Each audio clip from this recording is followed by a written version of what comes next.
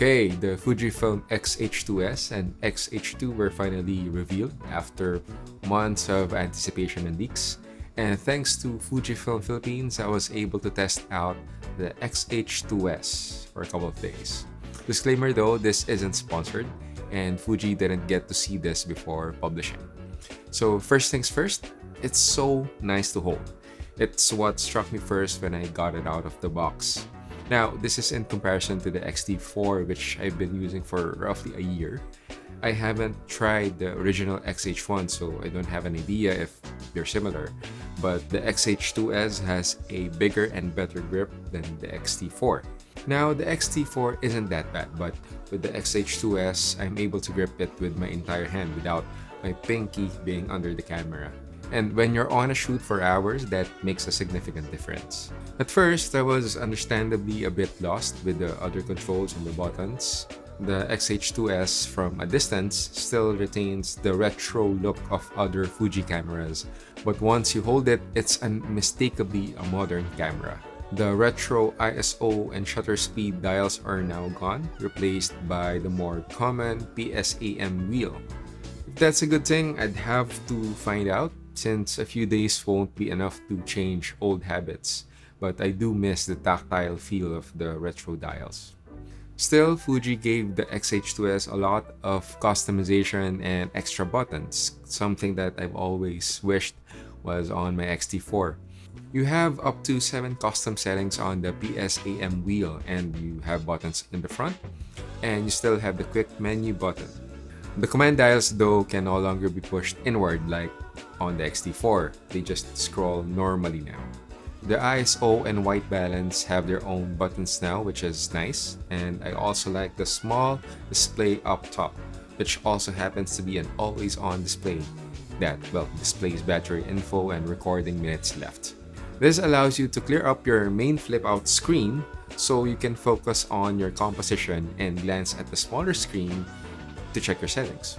What I find a bit tricky though is the multi-directional joystick right here. It's a bit too small and has a different shape from that of the X-T4.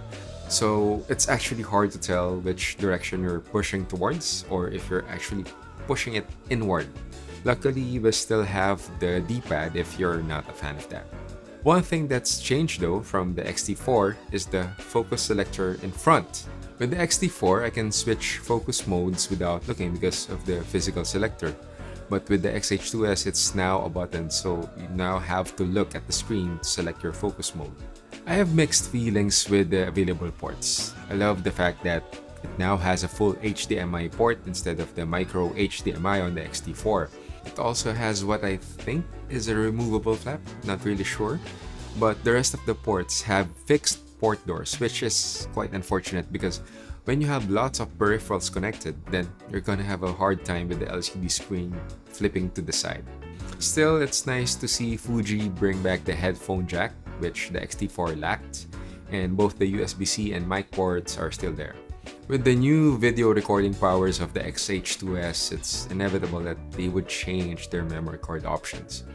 The X-H2s has 2 ports, one for regular SD cards and another for a CF Express B card, which unlocks all the recording options and codecs. That's fine, but personally I would have preferred them to be dual card slots for SD and CF Express cards like the ones on Sony's flagships. But then again, I can't complain too much about that, seeing what video powers Fuji was able to cram inside this still very portable camera. The codecs and recording options of this thing is just insane, to say the least. I won't go over all of them, I'll just probably flash them on screen. But some of the highlights include 6K up to 30 frames per second, 4K up to 120 frames per second, H.265 all-intra 422 recording up to 720 megabits per second. And it can do it all internally. Oh yeah, it can also do ProRes. Pro freaking res internally. I know it's a bit technical, but to all my fellow videographers and filmmakers, you know what I'm talking about, and you have to admit it's pretty damn impressive for an APS-C camera. All of these are possible because of the new generation stacked sensor, which not even some other flagship full-frame cameras have.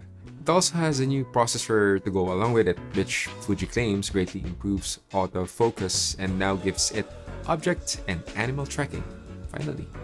Monster specs are nice, but what about video quality? Well, to be honest, I just had this for a few days and I had a pre-production unit with the beta software. But the few clips that I was able to take and shoot has really got me excited about this one. The footage is super sharp thanks to the super high bit rates. As I said, I had very little time, so I tested it in some of the more challenging shots I usually take as a documentary filmmaker, and it is impressive. The autofocus specifically is a lot better than the X-T4. For example, this rider, I was looking at something else when he appeared, so I had to pan really quick to catch him.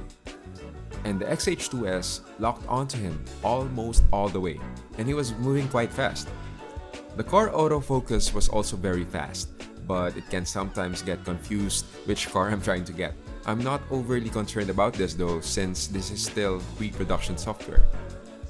Side note, I was also testing this with Fuji's brand new 18 to 120mm f4 power zoom lens, which seems ordinary until you realize it's parfocal, meaning you can zoom in and out and you won't lose focus. This one is usually reserved for cinema lenses. It's also fully electronic and weather sealed, which is nice. It has an additional rocker ring, which you can use either as a zoom or focus ring for more precise and consistent movement. In my limited testing, it provided sharp footage all throughout the range, and I really appreciate the fact that it's so light, perfect for run and gun situations, though it may have an effect on its durability and robustness. Going back to the X-H2s, I shot in both bright sunlight and in a dark cafe. Shout out to Deja Brew Cafe in Quezon City. And the footage was very clean. The 4K 120p was glorious, though it indeed crops in by around 30%, which is quite big. But that hasn't bothered me with other cameras, and I'm not shooting slow-mo all the time, so that's okay. But I was surprised with the lack of noise, given that we had very little light here. Not sure if they're downsampling the 4K footage from the 6K, as this camera shoots 6.2K at 30 frames per second, but it seems just a tad sharper than the 4K of the X-T4. The IBIS is supposed to be miles better, and there's certainly less corner wobble that always irritates me with the X-T4. But as to the actual stabilization, I still need to use it in actual projects to judge. There's also a new log profile, the F-Log2, which Fuji says offers cinema camera level of dynamic range. And that one I will need to test more and see if it can stand up to heavy grading, as I wasn't able to do that here. Overall though, the quality of the footage is even better than the X-T4, which was already great. But it remains to be seen if all these added features actually push it to the entry-level cinema camera realm, which I think is the target for Fuji. So, what's my conclusion? Well, the X-H2s is a monster of a camera.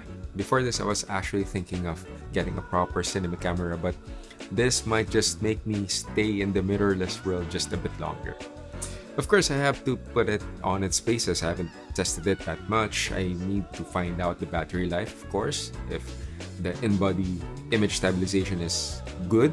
I have also to test further its focusing abilities and its durability and all the gazillion recording options that I've yet to test. Still, what I've seen from my very brief time with the X-H2s has been mostly great, and it seems poised to take on even the high-flying full-frame flagships. Time will tell though, but I'm very excited to find out. So that's been it for me. Thanks for watching this video, and I'll see you in the next one.